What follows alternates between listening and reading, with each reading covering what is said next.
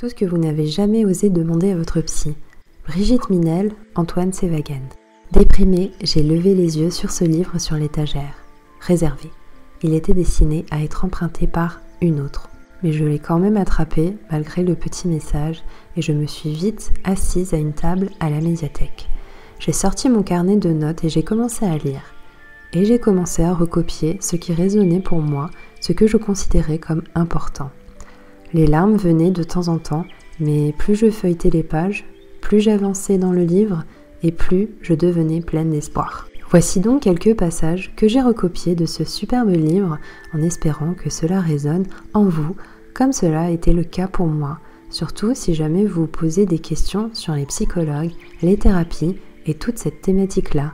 Si vous ne vous sentez pas super bien par rapport à certaines choses qui se passent dans votre vie, mais que vous ne savez pas comment vous en sortir seul notamment. J'espère sincèrement que cette petite vidéo pourra vous donner quelques éclairages. Je vous invite évidemment à emprunter ou à acheter le livre pour en apprendre davantage. Il est vraiment super et les auteurs sont pleins de bienveillance et de magie selon moi. Allez, c'est parti. 1. Se sentir mal, souffrir, ce n'est pas une faiblesse, mais le signe que nous devons réfléchir à notre vie. Nous avons besoin d'élever notre pensée et d'apprendre à traverser la souffrance. 2. Vous n'êtes pas coupable de vos difficultés, mais vous en êtes responsable. 3. Attention de ne pas confondre mariage et relation parent-enfant. Parfois, les comportements et les rôles qu'on joue sont maladroitement définis à cause de non-dits. 4. Seule la vérité peut nous apporter un bonheur durable. 5. Que faisons-nous quand on a mal ? On apprend à souffrir en silence et à cacher ce qui ne va pas plutôt que de résoudre les problèmes. 6. Un bon thérapeute est comme une bonne sage-femme. Il nous délivre, il nous ramène à la vie. 7. Conscience et inconscience. Nos réalités. Connaître son inconscient, les choses qu'on a refoulées nous permet de réfléchir sur nous et à nous connaître. 8. Raconter va permettre de nettoyer, décrypter l'inconscient. 9. La thérapie responsabilise car nous apprenons que nos actes mauvais viennent de notre souffrance. 10. Nous devons nous libérer de certaines émotions pour avoir une vie épanouie. Par exemple, la peur de la sexualité, la peur du jugement des autres. 11. Les jeux que nous jouons peuvent être divers. Madame pressée, Monsieur toujours en retard, la victime éternelle, Wonder Woman. 12. Faire une thérapie n'est pas faire le bilan technique des réparations à effectuer. 13. Il est courageux et difficile de décider d'affronter ses démons intérieurs. Peu de gens sont prêts à le faire. 14. Il faut sortir sa honte, la verbaliser pour la dépasser.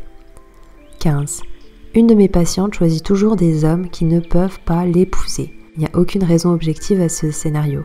C'est une programmation inconsciente. La thérapie va nous libérer d'un certain nombre d'émotions qui ne sont plus d'actualité. 17. Avec la thérapie, on devient soi-même, avec moins de souffrance et moins de réactions automatiques. 18. Enfant, nous subissons notre vie, en nous protégeant de manière plus ou moins efficace. Adulte, il est nécessaire de comprendre que nous avons la capacité de réagir aux situations désagréables et créer des situations heureuses. 19. Avec la thérapie, on devient ce qu'on a toujours secrètement rêvé de devenir. 20. Les alcooliques ou les personnes avec des comportements de dépendance, drogue, pornographie, shopping, nourriture, ne cherchent au fond qu'à remplir leur vie et non à devenir des addicts. 21. Dans la vie, on dépense pour avoir, mais il est peut-être temps de dépenser pour être. 22.